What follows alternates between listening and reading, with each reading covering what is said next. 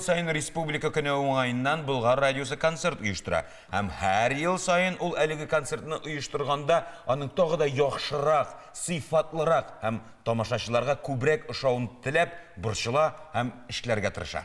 Аңлагансыздыр инде. Концерт турында сөйләшербез. Бездә кунакта Bulgar радиосы баш мөхәррире һәм продюсеры Илфар Кәримов. Илфар, сәлам. Илфар, сәлам, хуш килдең. Әлбәттә, концерт хакында инде сораулар. Шул ук кемнәр катнаша, нинди мөгез чыгарырга җыенасыз һәм кайчан кайда булачак? Бәлки мөгез чыгарга җыенмыйлардыр. Кайсы сораудан башлыйк икән? Кайсы сораудан башлыйк икән?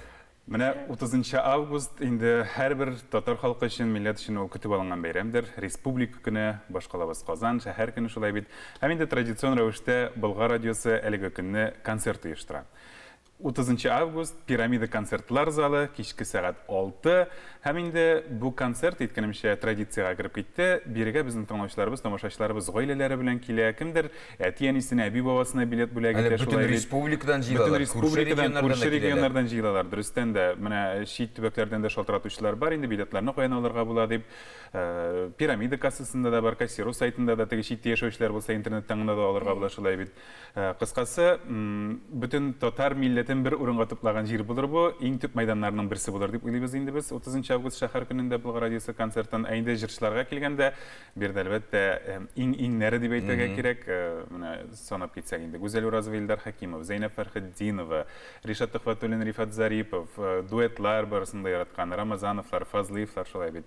Кыскасы, һәркем үзенең күңеленә хуш килердәй җырчысын, җырын ишетә алачак, күрә алачак әле. Менә бөтенесен дә санап бетереп өлгермим дидең, якынча саны гына. 30-га якын җырчы булачак. Безнең ялгышмасам 30 дип хәтерлим. Менә 3 сәгать ярымлык концерт булыр ул. Тәнәфесләре белән бергә инде. Ни өчен шулай? Мәсәлән, 6-да башланып китә һәм 10-нчы яртыларга төгәлләрбез дип торабыз без чамалап инде, чөнки 10-да салют безнең. Концерт төгәлләнгәч, инде барыбыз бөтен пирамида белән Казан су яр буена төшәчәкбез, чөнки аннан менә шәһәр көнендә бәйрәм салютын караган менә дигән күренеш ачылачак. Димәк, төп максатларның берсе салютка хәтлек бетереп өлгергә кирәк. Әлбәттә, инде салютны аннары бергәләп карыйбыз. Гомумән концертның үзенчәлеге анда гына түгел, бирегә килгән тамашачы Bulgar радиосыннан уникаль бүләкләргә, сюрпризларга ия булачак.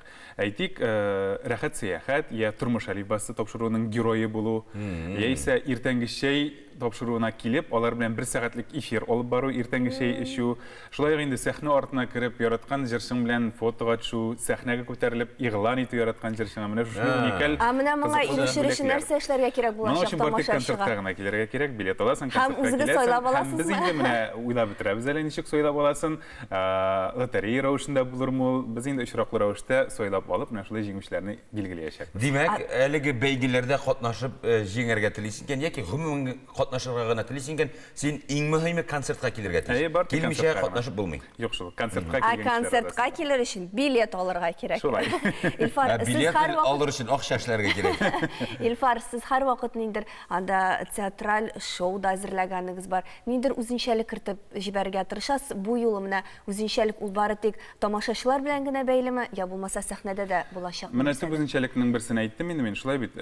Шәһәр көне, республика көне булгач, әлбәттә, милли көйләр, милли биюләр дә күрәсе килә. Менә безнең Казан бию ансамблендә катнашачак, алар дәртле җырлары, биюләре белән ачып җибәрәчәк концертны. Һәм инде җырларны сайлаганда да без менә туган як турында, Татарстан Республикасы Казан турындагы җырларны сайларга тырыштык. Шушы бәйрәм рухы сәхнәдә дә сизелеп торсын өчен. Туган як инде Казан турында дисең, Төтеннәр җырының бәйрәм концертына ни катнашы бар икән? Ришат Төхвәтуллин башкаруындагы. Төтеннәр җыры булмаячак анда. Аны без Илфардан соң гына игълан итәбез икән. Шулаймы? Ришат нинди җыр белән катнашачак? Ришат менә туган як турында шулай җыр, ялан аяк балачак дигән яңа җыр яздырды. Ул менә шуны әзерли, концертта шуны җырлыйм дип тора. Менә тагын бер үзенчәлекле ягы бар. Менә сиңа кадәр бик күп артистлар килде, без бик күпләр белән әңгәмә кырдык һәм бөтенесе мин яңа җыр башкарам, мин яңа җыр башкарам. Димәк, премьералар да күп булачак. Бу бит инде менә җәйге ялдан соң җырчыларның да, безнең дә яңа сезон башлана. Концерт сезоны башланып китә.